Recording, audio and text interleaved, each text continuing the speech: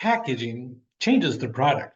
You can really have a product over here and a product here. They can almost be identical, but people tend to buy this one here because of it looks really cool. One of the ultimate things out there, I think, is Apple. Apple created one of the best looking product things.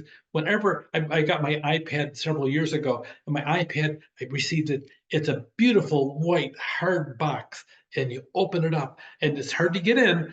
But once you're in, you got this beautiful lid, and then the presentation, they have a beautiful white thing on top of it, and then you remove it, and then your iPad is sitting right there. It's all covered. It's got a customized plastic feature about it. All the different wires and everything are underneath it, and you're looking at it. It looks like a thing of beauty. Not just the iPad, but also the packaging with it. It's brilliant. It totally changes the product, and really, in my mind, is one of the top end aspects of it. That whole thing that we call really the high end, and the one that people need to measure themselves against as to what is the ultimate packaging methodology. So that being said, a lot of times we use it to change or improve the products. We do things like once upon a time, ketchup bottles were only glass, and then they changed it to squeezable plastic bottles. Now you can set that up all kinds of different ways of having ketchup from a matter of small packages at the store. Just depends what you have. Sometimes now we have single-use spice packs. You just open up, tear it, use it the one time instead of buying a bottle of spice. A lot of different things. The packaging has 7 different things. One is to attract the buyer's attention. That's probably number one. Number two, you want to protect the goods inside. Make certain they're tamper-proof and deter theft, if at all possible. So you'll sit down, and especially if you get something like some type of vitamins or whatever, you'll have a box. Then you'll have the bottle. The bottle that has a top is shrink wrapped hard. Then you open it up with a child safety cap. And then you still have another thing you have to peel off. There's about 3 or 4 or sometimes even 5 things you have to go through just to get to the product. It's a big deal. When you order something and you receive a large box, sometimes and there's an item inside, you'll see that they actually have the thing inside a styrofoam container, and it fits. It's custom made just for that thing to ensure that you get it and that the goods are not broken on the inside. They'll spend a lot of money doing that because every return makes them look bad, or the retailer that you're selling it through look bad as well. You want to have it easy, open, and use. You want to be able to describe what's on the inside. And if you have an instruction manual there, you want to have it in clear, easy to understand language that the customer is going to see.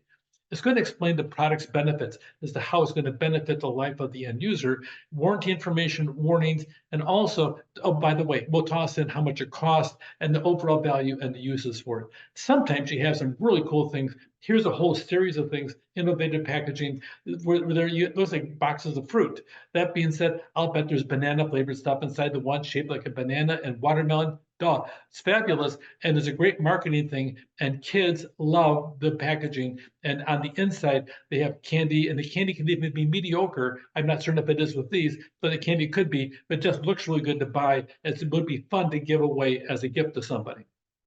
Bundling.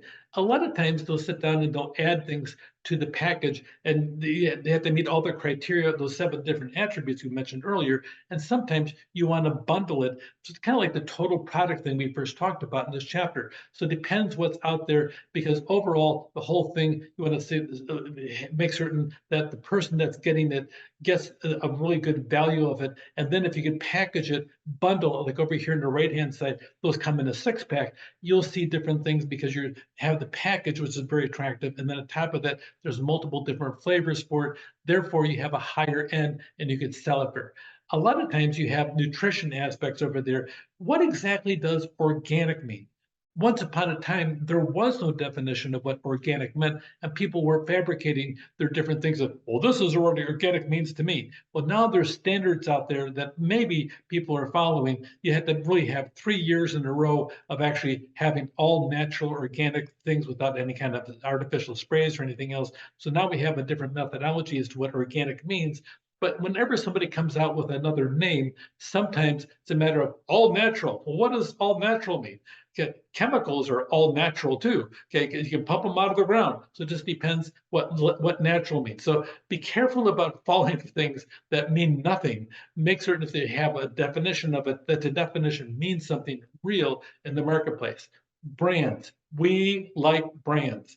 It's a symbol, identifies it from one group, a group of sellers, makes them look different from somebody else. You'll have a shirt, you'll have a top, you'll have a pair of pants, whatever kind of outfit it may possibly be. You'll have that over there and has a trademark on it, which actually has a legal protection from the government, but doesn't have a protection to other governments out there. What's in a name? It just depends what's out there. Sometimes you'll see different things. Oreo has two O's in it, and it looks a little bit like the shape of the cookie. It's really over there. Oreo's been around for a long time, and worldwide has been the longest selling, top selling cookie on planet Earth. Lululemon, they wanted to have a name that couldn't be duplicated in foreign markets, and by golly, Lululemon has so many L's in it, it really is unique. Gap really talked about that gap between being an adult and a kid originally. Now it means maybe something different, but it's referring to a whole series of outfits. So really, when you're out there, there's a lot of different names. Jeff Bezos, when him and his wife Mackenzie started Amazon in 1994 on July 5th, they had a totally different name, and it sounded a little bit like cadaver, so they changed it to Amazon so it'd have an A and resemble something big. You want it near the top. Spotify, two different things. Pepsi referred to dyspepsia, in other words, indigestion, which is kind of a strange way. WD-40 is probably one of the most interesting lubricants. It's a penetrating oil that helps you loosen things up. What they did is they identified the fact that we screwed up 39 times, but the 40th time we got it right. They left the name WD-40 on it, which is really kind of cool. They admitted they had a weakness, but now they have a fabulous product that they know. Lego, it's really a Danish phrase, means play well. And then Skype was Skype peer-to-peer. So you'll see different things like that. So how do you go about picking a name? You want to keep it short and sweet. You really want to test on ideas. But of all things, I think you should have a name that really identifies what the product is. There's a fitness company out there, and I went by it on a regular basis, and they had this ridiculous name and something about 45. Well, what it meant was you can go in and have a workout in 45 minutes. I didn't know that, and I never saw it until finally somebody had the door open. I could see people working out in there. What an awful thing, because here they have a really cool company and a good concept, but they're not advertising it with their name. When you pick a name for an organization, make sure people understand what it means. Four different types of branding. You have a manufacturer's brand, where the company comes out, they have their name on the package. Then a lot of times they will also sell to a private label brand where they'll carry a retailer's name instead. Here on the left-hand side, you'll see a Trader Joe's yogurt. The story was original that Trader Joe's was selling a manufacturer's brand, and the manufacturer was in Northern California. And then they shifted over. They wanted to create their own brand. So they asked that same company, we're going to sit down there and award you a contract for all Trader Joe's, but we want our own brand on it and we want a better price. They refused, and Trader says, fine, we'll sit down and go to somebody else to make Greek yogurt for us. And they did.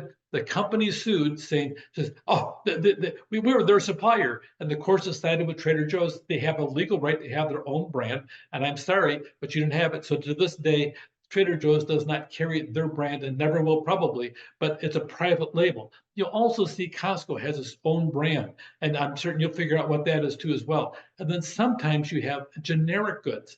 And generic goods, they're really just general. I have this, I've seen them say soda pop on the outside. And I'm not sure what pop is, but soda, I understand what that is. Okay. And then there's knockoff brands where if you go down to LA Fashion District, you'll see somebody, though you can buy yourself a Rolex watch, except the Rolex watch has two X's on it at the end. It's a knockoff brand where somebody's trying to make an illegal copies and trying to steal off the brand name. So branding is a big thing. By the time you're all done, know the four different kinds. The manufacturers, a lot of times, they'll have a national advertising campaign. And then you'll almost never see Trader Joe's yogurt advertised, but it's always in the store sitting there, a lot of times right next to some other manufacturer's brand. So pay attention to that. brand equity about here's a brand name and associated symbols, but a lot of us have this thing called brand loyalty. I will only buy this type of clothing because I'm loyal to it. I like their values, I like what they stand for. And sometimes, if a company does a good job advertising their values, people will buy into that and really focus in that I want this because I identify with those type of values. The brand loyalty is big. If you capture somebody at the age of 20 with your brand, they may continue to buy that for the next 40 years and sustain your company. So think about that aspect of how important it is. Here you have Prisma Guitars. It really was a guy that really was a skateboarder, and his passion was skateboarding. He got injured, and so he really decided to take old skateboards, melt them down, and sit down and make beautiful instruments out of it. That's his brand, and it's sustainable. So it appeals to a group that likes sustainability, but also musicians all at the same time, and also skaters. Some of the most valuable brands out there, the most recent ones on a poll, Amazon's number one, Apple, Google, Microsoft, Walmart, they're going right down that. And by the way, Walmart is the number one retail company that's out there. But their brand as Walmart is a big thing, and you'll see the different aspects of it. Some of the things, the automotive symbols, Volvo, they have a symbol, it's a symbol of iron. Lamborghini, it was the founder's zodiac sign, which is a Taurus. Volkswagen was a product of an office contest, and Porsche was a coat of arms for the city and state headquarters where it was originally based. So you'll see different things where people come out with something and it looks really cool. People don't know always the origin, but when it comes to branding, keep it simple. Don't just improve, reinvent your sector sometimes. Embrace big ideas, use strong symbols that people can identify easily, and give people a reason to seek out your company, and always communicate with your base. Brand awareness is a big thing. You want to sit down and focus in as to why they prefer your brand over somebody else, and then have some type of association on the images. Whenever I say the aspect of branding, okay, the helpful blank people. Okay, almost everybody in Southern California says helpful Honda people. Honda, the Southern California dealers for Honda since 2007 have been pushing this aspect of having a blue shirt and that they help the community with different projects. They have this low end budgeting that they have for the advertising. And you know what? It's cheesy in the process from my perspective, especially from the cost and the quality, because you're using regular people, but people like it. They associate the name, the helpful Honda people. When you say helpful Honda or helpful people, almost always you get automatically a picture of Honda. They've done a great job with brand association with community service in the process over there. They've won a big loyal following with that type of an advertising campaign. You'll have a brand manager to run your products and everything else, but on the outside, the packaging really changes the product. It attracts attention, protects the product, easy to use, describes benefits, warranty, value, and pricing. These are the main things, but people like to make certain that they have a value attached to what they're buying as well. A lot of times, if they can identify with it, you can sit down there and maybe have them for a lifetime. Take care.